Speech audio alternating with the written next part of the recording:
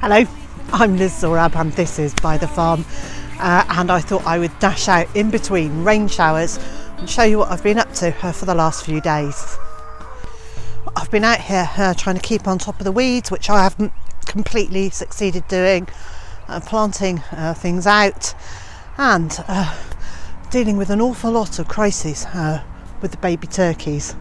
Today's problem was that two of the babies that are being cared for by this lovely Brahma chicken had squidged through the netting and got through to the other side where there is another Brahma with turkey babies, but they've gone through and they got stuck, and that's what all the shouting was about. So she's had quite a difficult couple of days where babies have been getting through into the brassica cage.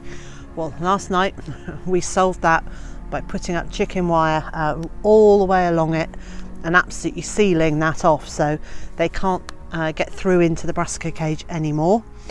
So today they've been going that way in their explorations and have gone through to where the other turkey is. No, not the other turkey, the other chicken is with her turkey babies. It's very stressful being a mother, isn't it, when your children keep running off? Yes. You're a very good girl. Yes, you are. I really wasn't sure how the chickens would get on parenting the turkeys, but they've been absolutely brilliant. So we had turkey eggs in the incubator, and in the 28 days that they were incubating, two of these girls became very broody. So we popped them into houses on their own and let them have a few eggs to sit on. And then at the point that I stopped turning the turkey eggs in the incubator, so day 25, we took out the eggs that they were sitting on, put on the turkey eggs, and there you go, 3 days later they had chicks. So it's broken their broodiness, which is a great thing. That also means they've got some babies to look after. We can enjoy that. And we still have another 10 turkeys in the nursery pen that I'm looking after, but not in quite the same way. I'm doing less of fluffing up my feathers and squatting down for them to sit underneath my warm tummy. In fact, I'm not doing that at all. So I'm out in the space in between the patron's garden and the market garden, and previously there was chicken wire fencing going along here to separate the two chicken fields, and I managed to take most of it down, but there was a section along here that I just couldn't take out. I had run out of energy. The weeds had grown up through the chicken wire and really entangled themselves, so there was a patch along here. Well, yesterday Tony from Tony Stevens Gardens, Gadgets and Gizmos came over. He asked after he'd had a cup of tea if there was anything he could do to help, so I suggested he might give me a hand taking down that last piece of fencing, which he did, and it's brilliant. I'm so pleased. Yesterday afternoon I got down some weed suppressing membrane. It's only here on a temporary basis just to help me kill off some of the weeds here. I will be putting in, I think, another raised bed here, quite a deep one, so that this is supported a bit more than it is now. If I've got a raised bed coming up to here, then there's a couple of feet of the vertical pipes enclosed, and hopefully that will protect this when the winter winds arrive. But over on this side, there's loads going on. So in this area, which is part of the market garden, I've weeded this bed completely. I've harvested a few of the onions, and I've also got in some sweet corn, and that's a variety called True Gold. And likewise on this side, given it a good tidy up. It hasn't been too bad here actually. I have kept on top of it where the strawberries are, and I've also popped some sweet corn in there.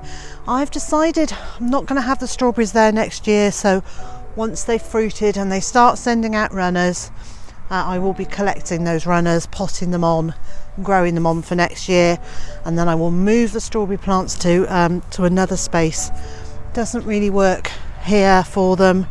Well, for me, it doesn't really work here. So I might move them into the what I call the annual vegetable garden, but is increasingly becoming the perennial vegetable garden. So, very pleased with all of this. Peas are doing really well over here. The ground is covered in weeds. I'm okay with that. But the wind is just beginning to knock all the supports over left, right and centre.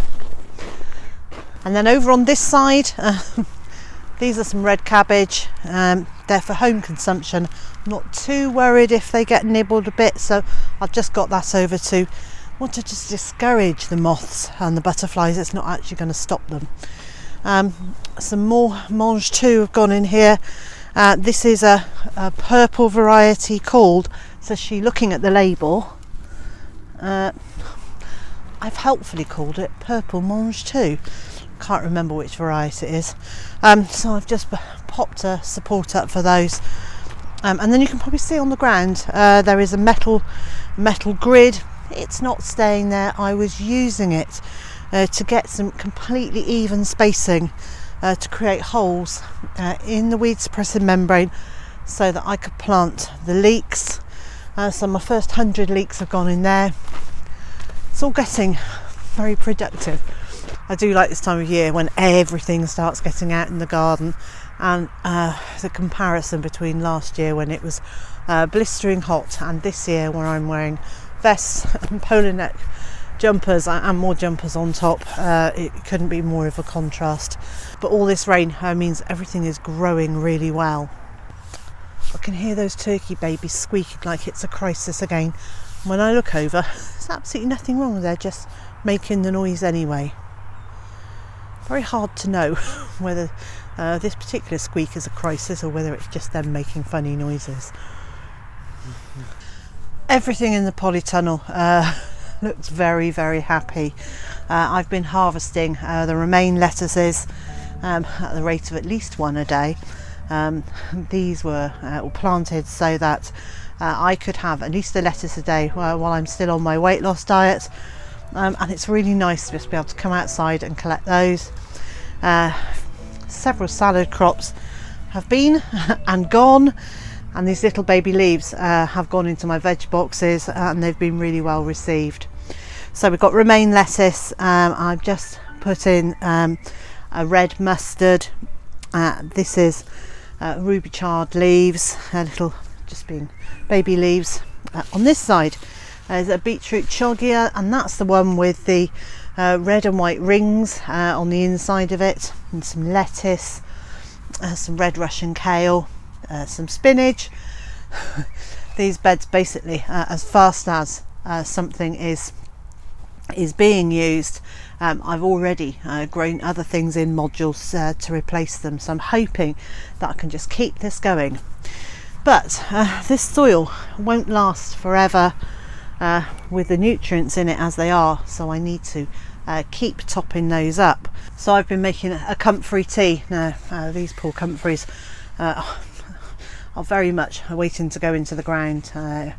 Get these in the ground just outside the polytunnel, but I've been using the ones that I planted last year to make comfrey tea, to water into the soil and improve the soil. And if I know that I'm going to have an area that's unused in the polytunnel, I will actually just lay some comfrey leaves, or maybe chop them up a little, but just leave those on top and allow those to rot down on their own. So I am thinking about keeping that cycle of nutrients going in as the plants are taking them out. So I haven't just been getting in lots of young plants into the garden. We've also been getting some young ducks out of their nursery pen and in with the main flock.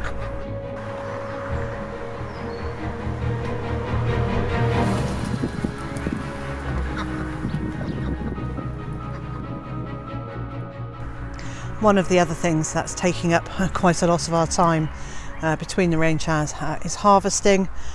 We're still lifting about between 5 and 10 pounds of strawberries a day.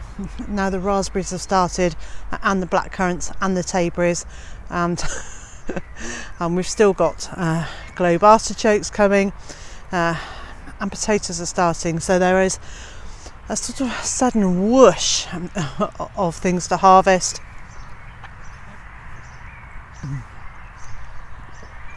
But sometimes you just have to stop and enjoy the things you've picked.